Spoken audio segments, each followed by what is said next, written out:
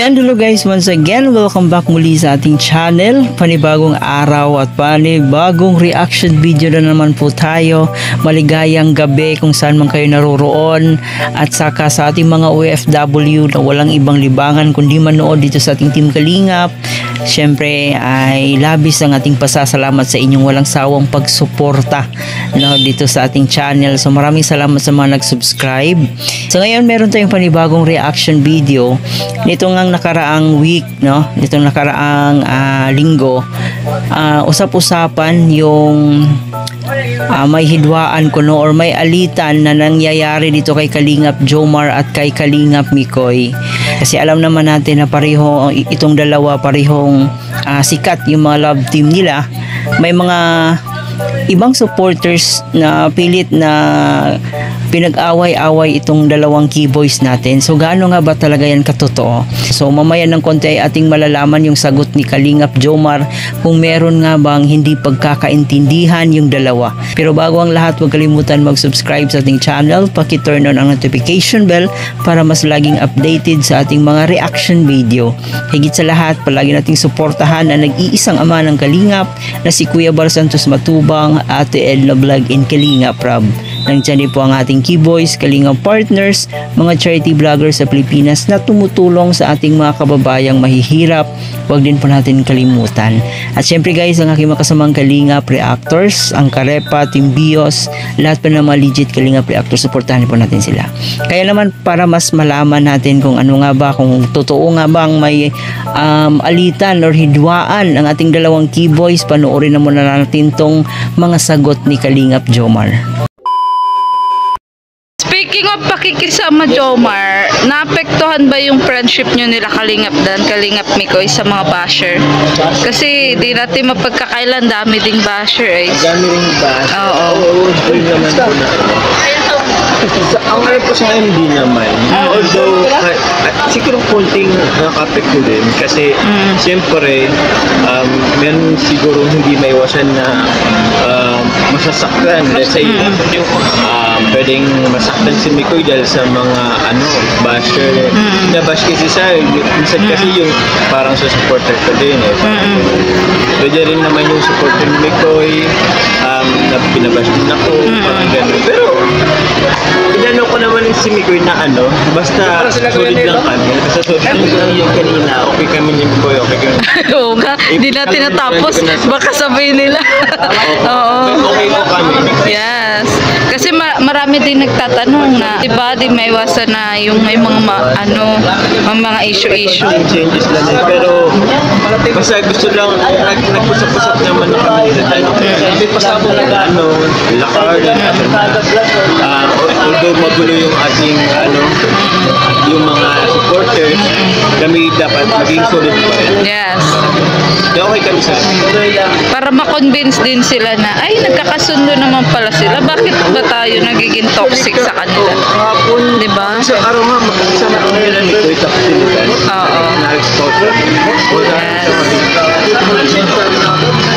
So, sana po maging okay na rin po yung mga supporters. Diba? Yun ang mas maganda eh, na magkaroon na lang ng unity. Diba? Oo. Kaibigan naman natin. Kahit pa paano, nasusundan din sila. Alam ko lang sa kanila. Oo. Kaya kaya yun.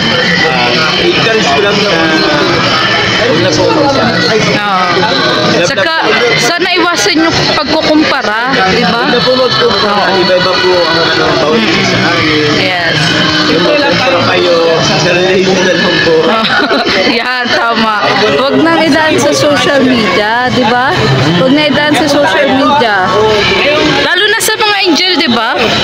Sa mga angel. Iba-iba ang Yes. personality. Iba-iba ang uniqueness nila. Yes. Kahit sa love team, iba-iba din yung nyo. Yung... Expect lang. Yes. Understand. Oo. So yan, thank you very much. Ayan. Thank you very much. Ano pala ako, 62,000 subscriber. Sige, sige. Ayan, bye-bye. So yun na nga po guys, no, malinaw po sa sikat ng araw na sila po matalik na magkaibigan noon pa man. So wala pong hindi pagkakaintindihan or awayan na nangyari sa kanilang dalawa, at pareho po silang nirerespeto ang isa't isa. Alam naman natin na itong Jomcar ay isa rin sa mga sikat na love team dito sa Kalingap, at syempre yung Mikris natin. So may kani-kanilang mga supporters yung mga bawat love team. Ang nakakalungkot lang, yung mga ibang supporters natin ay pilit na pinagkukumpara itong dalawa, kaya nagkaroon ng issue na meron daw awayan ang nangyayari dito sa ating dalawang keyboys.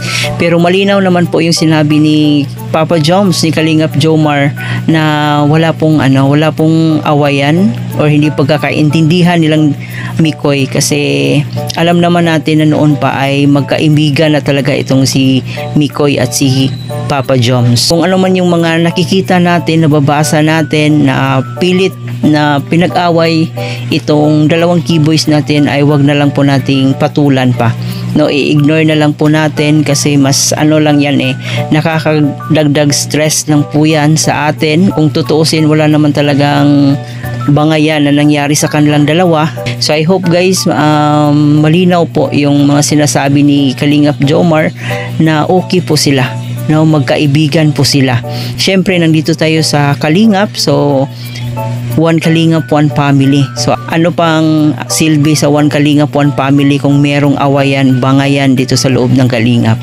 So we always promote na magkaisa, no, unity, dahil nasa iisang community lang po tayo. So sana nag-enjoy kayo dito sa ating reaction video. Baka di pa kayo nakapag-subscribe at hindi pa kayo nakapanood ng full video ni Maria Ligaya, so suportahan po natin at i-subscribe na rin po natin yung YouTube channel ni Maria Ligaya Vlogs guys, na isa sa founder ng Mikris. So I hope guys, wag na po nating ipagkumpara itong dalawa, no? Wag na po nating ikumpara ang Mikris at saka Jomcar, kasi may kani-kanilang naman sila, may kani-kanilang uniqueness pagdating sa pagpapatawa, pagdating sa papakilig. So may kanila silang mga technique, kaya wag po nating ikumpara yung dalawang love team natin. So pareho po silang magaling, pareho po silang may mga hitsura.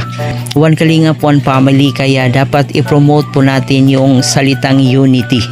At hanggang dito na lang muna ang ating reaction video. Huwag kalimutan mag-like and share para i-recommend pa tayo ni YouTube, and of course mag-subscribe na rin po kayo. Muli po, ito po yung host na si Chloe TV. Marami pong salamat.